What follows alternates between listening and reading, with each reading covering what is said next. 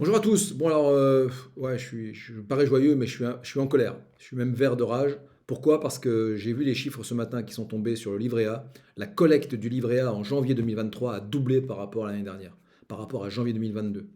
Donc ça m'énerve, cette, euh, cette propension à suivre un troupeau de moutons parce qu'on a annoncé que le livret A allait passer à 3% au 1er février. Non mais arrêtez quoi. Arrêtez. Sincèrement, il y a vraiment mieux à faire. Comme je le dis souvent, ne suivez pas la foule. Never follow the crowd. Ne suivez pas les troupeaux de moutons. Euh, le livret A ne sert que, je ne cesse de le répéter en rendez-vous, que pour le matelas de sécurité et pour l'épargne de secours. Et alors, c'est pas la peine d'y laisser 22 950 euros.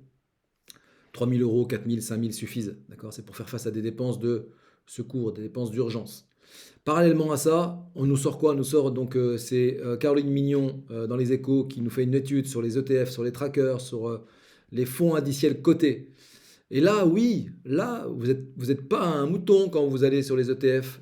Vous êtes à l'avant-garde. Vous faites partie du club des 5-6% de Français qui ont découvert ce support et sur du long terme. Donc on va faire un petit point sur les ETF ensemble.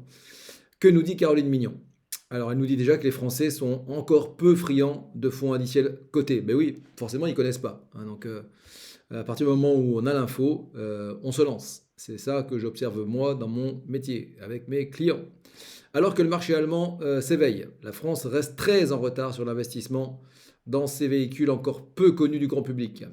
Et oui, c'est pas la banque qui va vous en parler, on va voir pourquoi.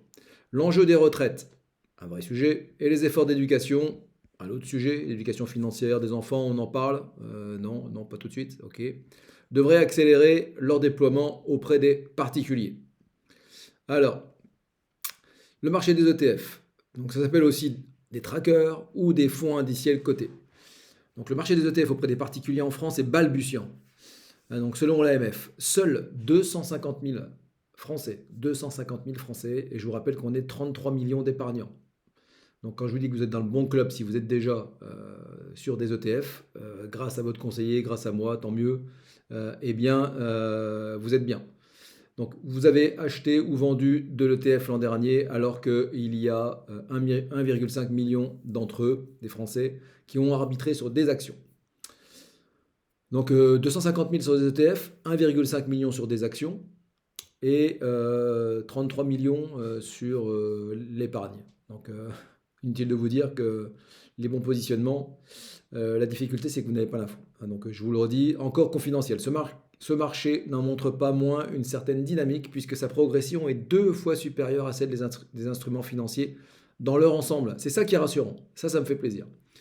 Un détenteur sur deux ne connaissant pas les ETF il y a 3 ans, ne connaissait pas les ETF il y a 3 ans. Au total, ce sont 150 milliards d'euros d'ETF qui sont détenus par des particuliers. Donc pour info, hein, le livret A, c'est un peu plus de... On est proche des 500 milliards, soit moins de 4% des produits financiers. C'est pour vous dire la marge de progression. Nous indique Bettina Mazzocchi, directrice iShares and Wealth pour la région France, Belgique, Luxembourg chez BlackRock. Un petit partenaire BlackRock, tout petit, tout petit. Une proportion inférieure aux crypto-monnaies, c'est un truc de malade. Il y a moins de gens sur des ETF que sur les crypto-monnaies. Et elle nous le dit très bien, Caroline, qui sont donc pourtant des supports qui sont toujours pas régulés, les crypto-monnaies. Je ne dis pas qu'il ne faut pas y aller, qu'il ne faut pas en faire, ça peut être très intéressant. Mais voilà, c'est quand même plus risqué que d'aller sur des ETF. En comparaison avec leurs voisins européens, les investisseurs français s'intéressent peu aux ETF. Ils sont seulement 6%. C'est pour ça que je vous parlais du club des 6% tout à l'heure, contre 20 à 25% en Europe et 50% aux États-Unis à en posséder. Ça arrive tout doucement, petit à petit, grâce à des conseillers indépendants qui transmettent la bonne parole, prêchent la bonne parole à leurs clients.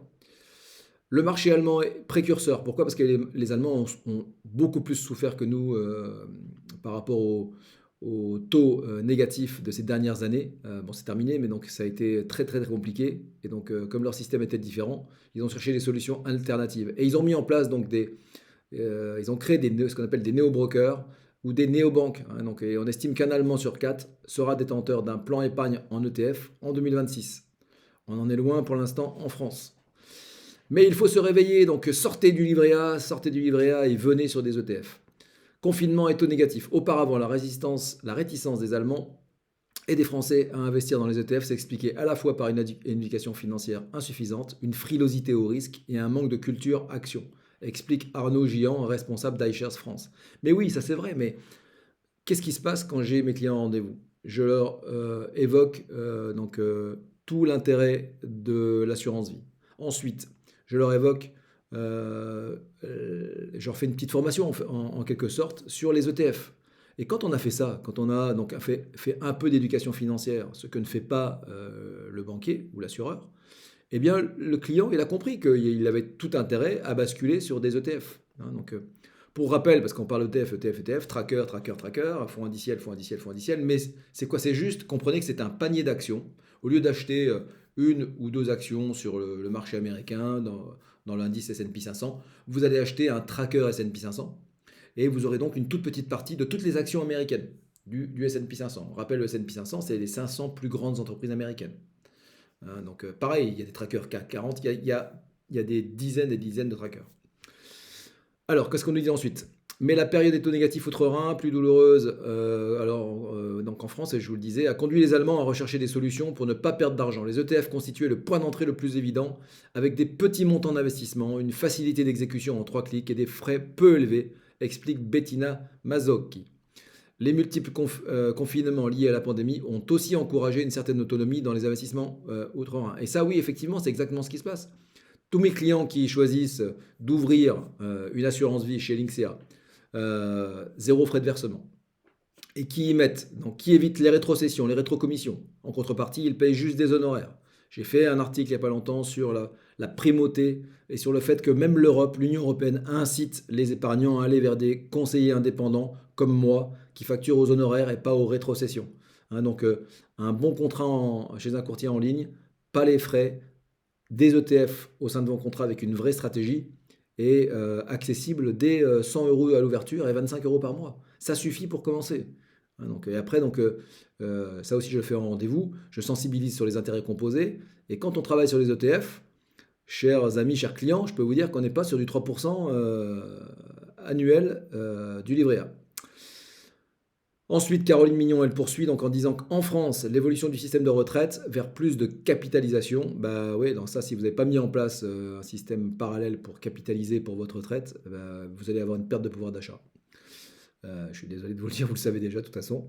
Ça devrait néanmoins accélérer le développement de ce type d'investissement, mais oui, donc c'est en train de se faire et ça ne va que accélérer.